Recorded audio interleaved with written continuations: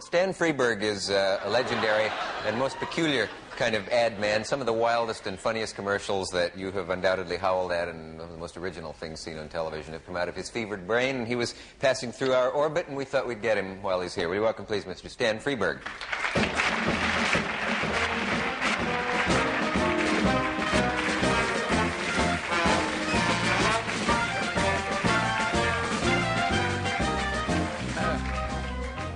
Say, somewhere in this segment we must get to two radio things that you have done, but have you met John and Yoko before?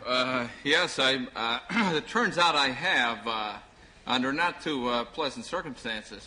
Oh, I'm sorry. Well, you know, here's the thing, you know, I haven't done one of these shows in about 2 years now. Swore off, did you? I swore off, yes, because they suffer, all these shows suffer from a disease called terminal overbooking.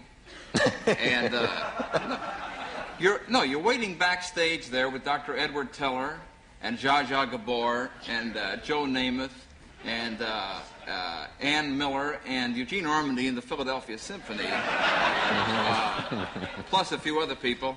And Danny Thomas drops by at the last minute to give Carson a pair of cufflinks or something, which God knows is profound. And but not when it's in your part of the show. Heavy, you know. So we're running a little late, sweetie, so just do a couple of minutes, you know. So I said, that's it, you know. So one day I get this call from David Frost from London, you know. They said, look, we do this show over here on London Weekend Television, and we'd love to have you come over because the people over here have never seen your commercials. Bring a whole reel. And I said, no. I gave them the whole story about Eugene Ormandy and Dr. Teller.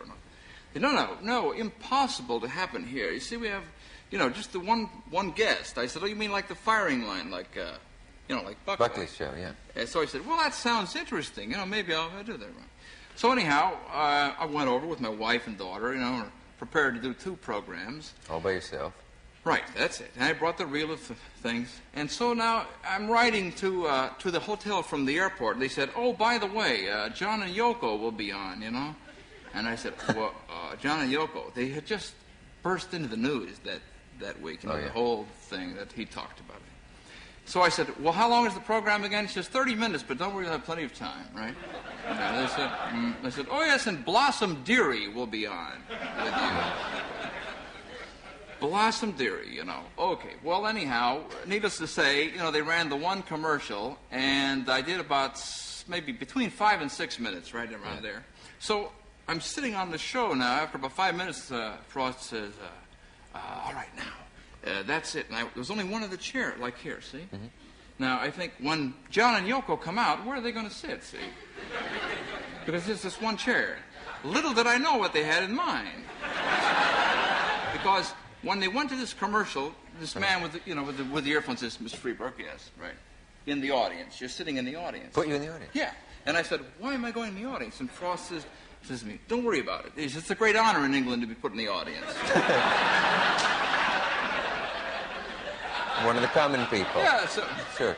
So, they told me, well, John and Yoko were a little nervous because you're a satirist. They thought you would have at them or something, you know, which is just pure bull, you know, anyhow. So I'm sitting out in the audience now, and John and Yoko come out, you know, and the first thing he says is, where's Freberg? You know? He thought I was going to be there. Oh, John said that? Yeah, John Yoko says, where's Freberg? Yeah. So I holler, I'm out in the audience, you know? Where else? So Lennon leans forward and peers like this, you know. He says, what are you doing out there? And I stood up and said, it's a great honor in England to be put out in the audience.